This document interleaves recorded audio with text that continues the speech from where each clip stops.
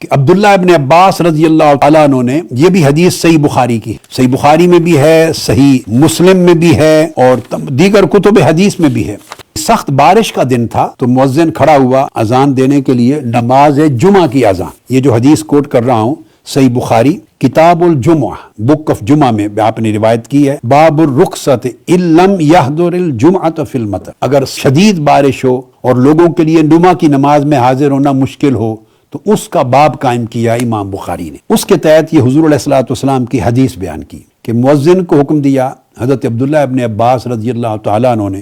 کہ آپ اذان کہیں جمعہ کی۔ سخت بارش کا دن تھا، انہوں نے نماز جمعہ کے لیے اذان کہی اور ساتھ کہا اذا قلت اشہد ان محمد رسول اللہ، مؤذن سے فرمایا جب تو اذان میں اشہد ان محمد رسول اللہ کے کلمات پڑھ لے، فلا تقل حی علی الصلاۃ، تو پھر اس کے بعد حی علی الصلاۃ نہ کہنا۔ حی علی الصلاۃ کا مطلب ہے آؤ نماز کی طرف، یعنی پھر لوگوں کو بلایا جاتا آؤ نماز کی طرف مسجد میں۔ منع کیا کہ حی علی الصلاۃ نہ کہنا، قل صلوا فی بیوتکم، اور ان الفاظ کو ریپلیس کر دینا، انہیں بدل کر ان کی جگہ پر کہنا صلوا فی بیوتکم، اپنے اپنے گھروں میں نماز پڑھو۔ جب یہ ہو گیا اور مؤذن نے ایسا کر دیا، مؤذن تو ایکسپیکٹ کر رہے تھے اب حی علی الصلاۃ پڑھا جا رہا ہے اشہد ان محمد رسول اللہ کے بعد، مگر بجائے ان کلمات کے انہوں نے مؤذن نے کہہ دیا صلوا فی بیوتکم، اپنے اپنے گھروں میں نماز پڑھو، اپنے خیموں میں نماز جہاں جہاں تھے۔ فکأن الناس استنکروا، لوگوں میں چیمیں گوئیاں سی ہوئیں، ایک تعجب ہوا، جیسے ان کی طبیعتوں نے ذہنوں نے اس بات کو قبول نہیں کیا کہ یہ کیا ہو رہا ہے۔ یہ ایک انسانی فطرت ہے، ایک عام مزاج ہے،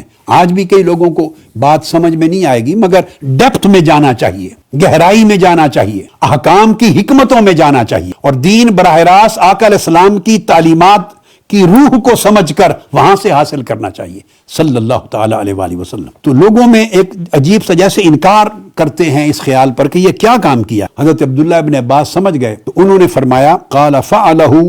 من هو خیر منی، تو میری بات پہ تعجب نہ کرو اور اس کا انکار طبیعتوں میں نہ لے آؤ، یہ جو بات میں نے کروائی ہے یہ وہ عمل ہے جو اس ہستی نے کیا جو مجھ سے بہتر تھی، یعنی رسول اللہ صلی اللہ علیہ وآلہ وسلم نے ایسے ہی فرمایا تھا۔ سخت بارش کے دن آپ نے مؤذن کو حکم فرمایا تھا کہ لوگوں کو نماز کے لیے مسجد میں نہ بلانا، حی علی الصلاۃ کی جگہ کہنا صلوا فی بیوتکم صلوا فی رحالکم، اپنی اپنی جگہوں پر نماز پڑھ۔ تو جو مجھ سے بہتر ہستی تھی انہوں نے یہ کیا، میں نے تو ان کی پیروی کی ہے۔ آگے حدیث کے لفظ ہیں ان الجمعۃ